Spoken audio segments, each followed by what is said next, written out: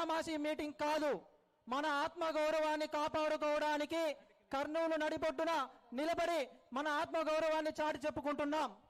2024లో కుప్పం నియోజకవర్గంలో నారా చంద్రబాబు నాయుడు గారు రా కదలిరా అనేటువంటి ప్రోగ్రాంలో యువతకు సమావేశం ఏర్పాటు చేస్తే ఆ యువతలో నేను మైక్ తీసుకొని, సార్ మీరు అధికారంలోకి వచ్చిన తర్వాత ఎన్ని రోజులలోపు మెగా డిఎస్సి ఇస్తారు అంటే ఆయన ఒక్క సెకండ్ కూడా ఆలోచించకుండా అధికారంలోకి వచ్చినటువంటి 60 రోజులలోపు మొట్టమొదటి సంతకాన్ని పెట్టి మెగా డిఎస్సిని నిర్వర్తించి న్యాయపరంగా ఎటువంటి అవకతవకలు లేకుండా అపోహలు లేకుండా మెగా డిఎస్సిని నిర్వహిస్తానని చెప్పినటువంటి ఘనత ఈ కూటమి ప్రభుత్వానికి చెందుతుంది.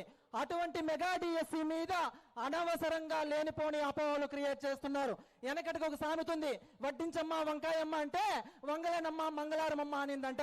ఆ విధంగా 2029 నుంచి 2024 డిఎస్సిలో లేకుండా అదిగో డిఎస్సి ఇదిగో డిఎస్సి ప్రతి ఏటా మెగా డిఎస్సి ఇస్తా కాస్కో రాజా అని చెప్పి 4 సంవత్సరాలు లేనిపోని తిప్పలు పెట్టి మమ్మల్ని అడుగంటుకు తీసుకోపోయినటువంటి మీరు ఈ రోజు 2024లో కూటమి ప్రభుత్వం అధికారంలోకి వచ్చిన తర్వాత మెగా డిఎస్సి మీద సంతకం పెట్టిన తర్వాత ప్రెస్టీజియస్ గా ఎటువంటి అవకతవకలు లేకుండా 150 రోజుల్లో మెగా డిఎస్ ని కంప్లీట్ చేశారు.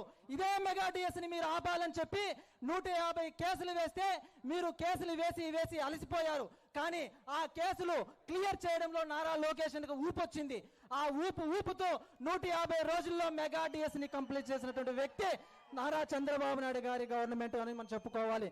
ఇక్కడ మనం ఒక విషయం గుర్తుపెట్టుకోవాలి, నిజంగానే మెగా డిఎస్సిలో అపోహలు జరిగాయా, అవకతవకలు జరిగాయా? అయ్యా, హారిజాంటల్ రిజర్వేషన్ అనేది ఒకసారి తెలుసుకోండి. మెగా డిఎస్సి నోటిఫికేషన్ అనేది గౌరవ విద్యాశాఖ అధికారులు ఇంగ్లీష్ లో నోటిఫికేషన్ ఇవ్వడం జరిగింది. మన రాష్ట్రంలో ప్రతి ఒక్కరూ ఇంగ్లీష్ లో ప్రావీణ్యం కలిగినటువంటి వ్యక్తులే.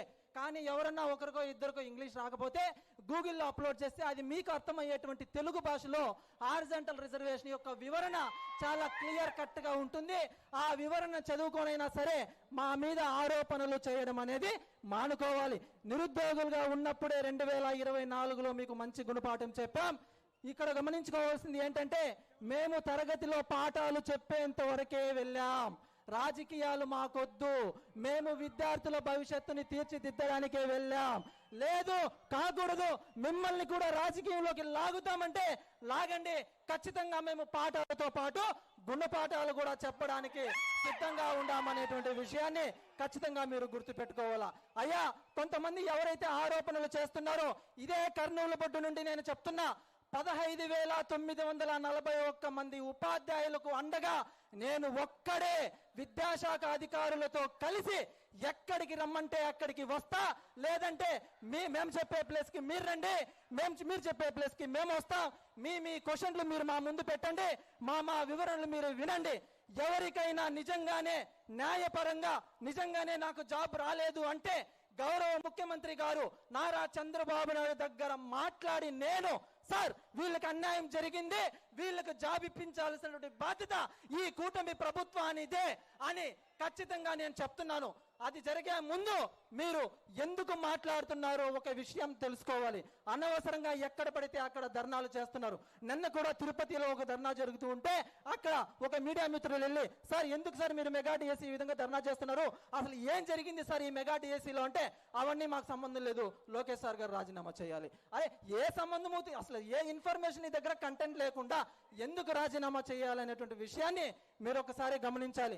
చూడండి, ఎవరైతే ఆరోపణలు చేస్తున్నారో మాకు రాజకీయాలు వద్దు, ప్రజాస్వామ్యంలో ప్రశ్నించడం కరెక్టే, కానీ ఆ ప్రశ్న అడిగే ముందు దానికి తగినటువంటి ఆ ఆధారాలు గాని, సాక్ష్యాలు గాని, ప్రూఫ్స్ గాని, ఎవిడెన్సెస్ గాని ఏమైనా మీ దగ్గర ఉన్నాయా? ఆ రోజు ఢిల్లీలో జంతర్ మంతర్ వద్ద నీట్ పేపర్ లీక్ అయిందని చెప్పి లక్షలాది మంది ధర్నా చేస్తే అదే కోణంలో మీరు ఇక్కడ వచ్చి ధర్నా చేస్తున్నారు. ట్రెండ్ సెట్ చేయండి, కానీ అనవసరంగా అక్కడ నీట్ పేపర్ నిజంగానే లీక్ అయిందని సుప్రీంకోర్టు అఫీషియల్ గా అనౌన్స్మెంట్ చేసిన తర్వాతనే కేంద్ర విద్యాశాఖ మంత్రి గారు రాజీనామా చేశారు. తరగతి గదిలో బేసికల్ గా 3 రకాల విద్యార్థులు ఉంటారు. ఒకరు చెప్తే ఒకసారి చెప్తే వినేస్తారు, ఇంకొకరు కొట్టు చెప్తే వింటారు, ఇంకొక 3వ వ్యక్తి ఒకరు ఉంటారు, నువ్వు ఎంతైనా కొట్టు, నువ్వు ఏమైనా చేసుకో, నేను హోంవర్క్ చేయను, నేను రాయను, నేను స్కూల్కి రాను అనేటువంటి హితండవాదం చేసేటువంటి విద్యార్థులు కొంతమంది ఉంటారు.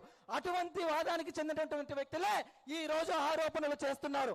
గౌరవ విద్యాశాఖ అధికారులు మీకు సంబంధించినటువంటి ప్రతి ఒక్క ప్రశ్నకి, ప్రతి ఒక్క వివరణకి, ప్రతి ఒక్క సందేహానికి యూట్యూబ్ లో లైవ్ సెషన్ ద్వారా ప్రతి ఒక్కరికి వాళ్ళ యొక్క కాల్ లెటర్ ని స్క్రీన్ మీద డిస్ప్లే చేసి పిన్ టు పిన్ ఎక్స్ప్లెయిన్ చేస్తే అయినా కూడా మీరు నిరాధార ఆరోపణలు చేయడం అనేది కరెక్ట్ కాదు. ఇకనైనా దీనికి ఈ రోజే స్వస్తి పలకాలి. కుప్పం నుండి ఇచ్చాపురం, పలాస, శ్రీకాకుళం వరకు ఎక్కడైనా స్టేజ్ అరేంజ్ చేయండి, మేము రావడానికి సిద్ధం. నేను ఒక్కడే వస్తా, ఎవరు వస్తారో రండి, ఖచ్చితంగా వివరణ తీర్చుకుందాం. అంతేగాని అనవసరంగా ఉపాధ్యాయులను రాజకీయాల్లోకి లాగొద్దు. విద్యార్థుల భవిష్యత్తు కోసం మేము పాటుపడదాం. ఫైనల్ గా ఒకటే చెప్తాను, దేశం బాగుండాలంటే తరగతి గదిలో ఉండేటువంటి విద్యార్థులు బాగుండాలి. అటువంటి విద్యార్థులు బాగుండాలంటే ఉపాధ్యాయ వృత్తిలో ఉన్నటువంటి ప్రతి ఒక్క వ్యక్తి ఖచ్చితంగా న్యాయబద్ధంగా వృత్తిని నిర్వహించిన రోజే అది అనుకున్నటువంటి సాధ్యం అవుతుంది. మేము యువత గెలిస్తే ఆంధ్రప్రదేశ్ గెలుస్తుంది, యువత భవిష్యత్తు గెలుస్తుంది. మా విజయం వెనుక ఎంతో మంది తల్లిదండ్రుల కన్నీటి గాథ ఉంది. కావాలంటే మీరు మా మనసులు గెలుచుకోవడానికి ప్రయత్నించండి, కానీ అనవసరంగా మమ్మల్ని రోడ్ల మీదకి లాగారంటే మాత్రం నిరుద్యోగులుగా ఉన్నప్పుడే మిమ్మల్ని ఎక్కడ పెట్టాలో అక్కడ పెట్టాం. ఇప్పుడు ఎంప్లాయీస్, అది మర్చిపోవద్దు. మేము ప్రభుత్వ సేవకులం మాత్రమే, ఏ పార్టీకి సంబంధించినటువంటి వ్యక్తులు కాదు. కాదు, ఈ రోజు రేపు మా సర్వీస్ ఉండేంత వరకు మేము కేవలం ప్రభుత్వ సేవకులం మాత్రమే. ఏ ఉపాధ్యాయ వృత్తిని నిర్వహించేటువంటి ప్రభుత్వానికి ప్రజలకి మధ్య వారధిగా ఉండేటువంటి వ్యక్తులం మేము. ఖచ్చితంగా ఈ విషయాన్ని మీరు గుర్తుపెట్టుకోండి. అనవసరంగా మమ్మల్ని ఇబ్బంది పెట్టి మీరు ఇబ్బంది పడద్దు, మమ్మల్ని ఇబ్బంది పెట్టద్దు. జై హింద్, జై ఆంధ్రప్రదేశ్, జై మెగా డిఎస్సి. కోర్సుకు వస్తారంటే మిత్రుడు రవినాయక్ గారిని మాట్లాడవలసిందిగా కోరుతా ఉన్నాను.